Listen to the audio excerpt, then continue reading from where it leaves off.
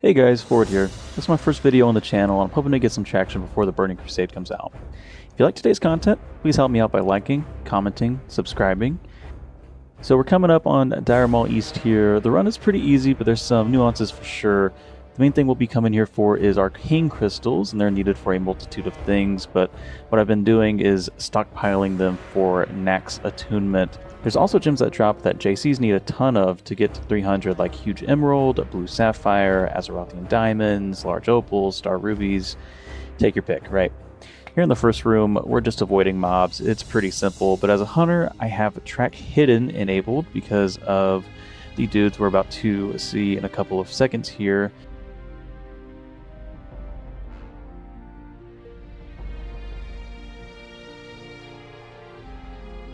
It's nice to have, as it'll give you a bit of foresight before encountering them. Be prepared to freeze trap them or scatter shot. Spawn points are, well, they're interesting.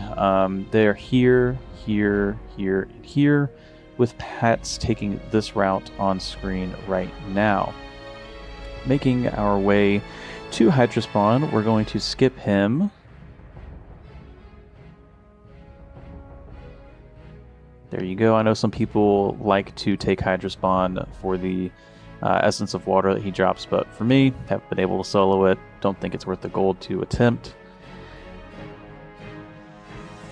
And we're approaching these stairs now. Be on the lookout. There's a Pat right here. And just going to scatter shot him. And he did get a hit on me, but that's alright. We will just keep it moving. We'll lead them all the way up to the doorway, and now whenever you're attacking these guys, there's no stress on if they're going to catch up to you. Everyone here runs slower than you do, except for maybe a few of the ancients at the very end, but we'll get into that. And we are here at the boss. Now, this guy's abilities are sometimes pretty janky, and I'll get into that in just a second. Fire off a shot. I always start off with hitting him with the heavy hitting ability, and then book it over to the juggle spot right here. He is janky, as I said, or at least he is for me. I wiped on this dude probably 8 or 9 times before I really got the hang of it, and every now and again I'll wipe on him because the sacrifice ability, sometimes even when I'm behind the pillar, it'll still hit me. Oh well.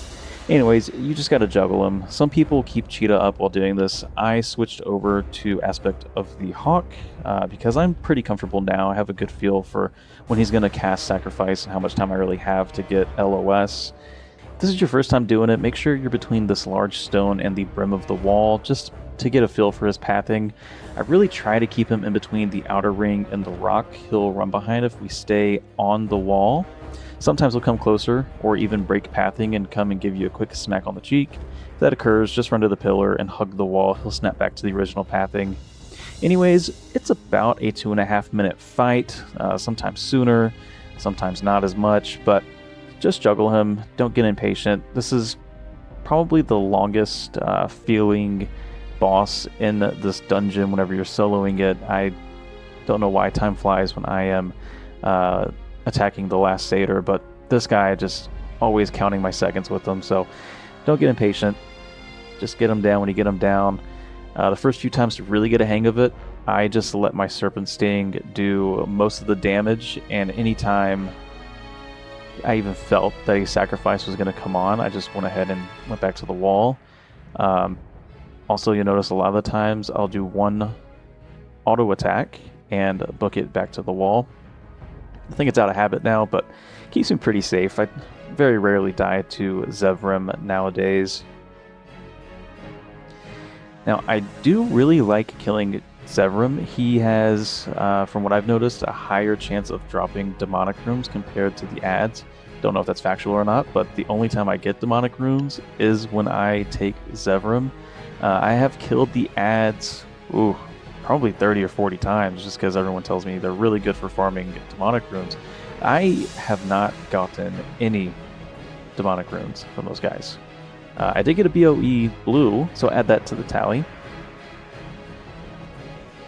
He also has a chance to drop other things, of course, like quest books for other classes and vendor items as well. You see that bow sells for, I think, about 3 gold, so very nice whenever you get the bow. Usually I'll go until I have 6 or 7 stacks of thorium ore or a good amount of arcane crystals, whichever one happens first. My fastest clear was about 13 minutes, so it is easy to do 4 of these an hour and not break a sweat. Okay, so we've talked to the Ancient, now we just gotta watch out for the Treants.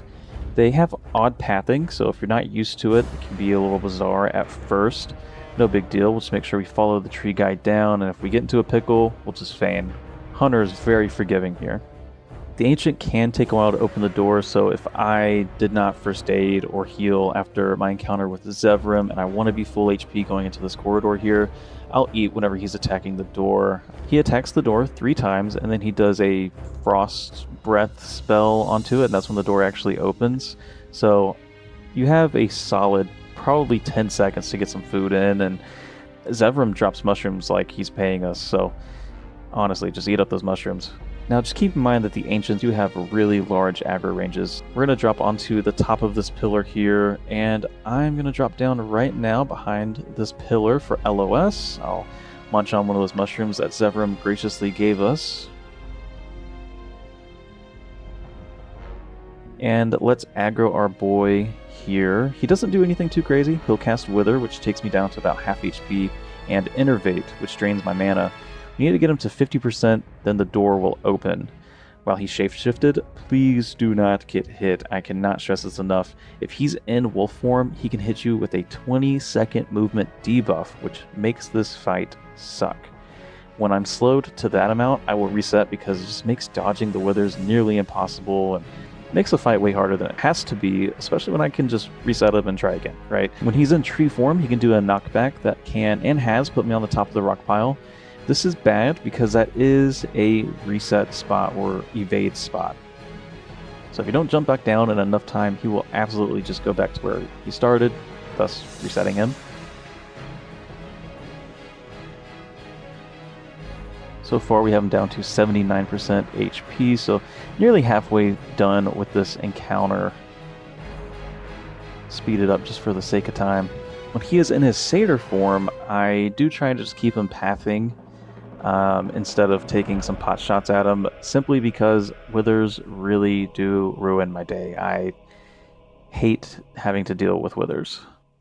Yeah, we're getting ready for him to open the door for us, and I just want to make sure that the imps who run impossibly fast will beat him to me. That's exaggeration. We also don't want them to hit us for no other reason than it sucks to be hit while having cheetah enabled.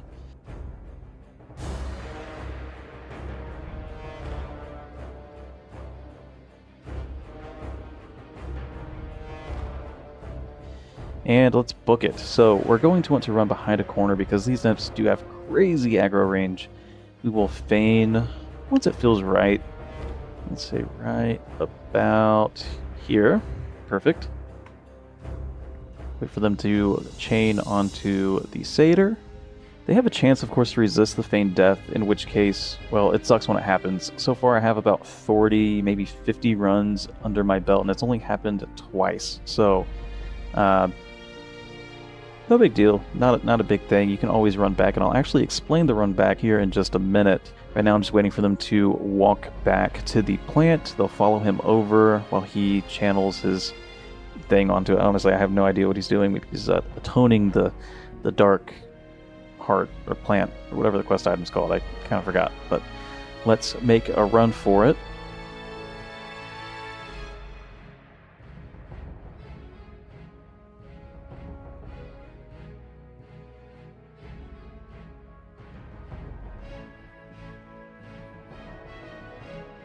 Hey, winner chicken dinner. Look at that, Arcane Crystal. This run is like crack. One run, I got 4 Arcane Crystals. After that, I was hooked. So let's say you die to the imps or after the doors open. Reset is super simple. You'll follow the steps to get back to the boss. We're going to want to take this ring over here to about this pillar, get close to the edge, and jump. As you can see, the imps are aggroed onto me. Let's move to the side so they give chase.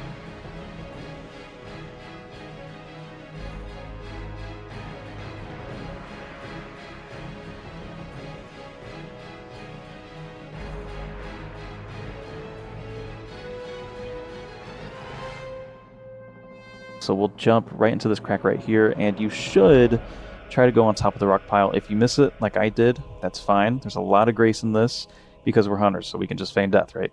Let's run back to our nodes here, and we will try again. And there you go. Boom. We're done. Arcane Crystals are selling my server for between 98 to 110 gold per crystal. So not a bad gold farm at all. Way less boring than tribute runs, that's for sure. Not bashing on tribute runs. So there you have it. Dire Maul East run that's sure to grant you some decent income. Now, I know there's some better ways to make more consistent gold, but man, do I love a good gamble. Thank you all again for watching my first video. Let me know in the comments below how I did, as well as how much Arcane Crystals are going on your server, and I'll see y'all soon.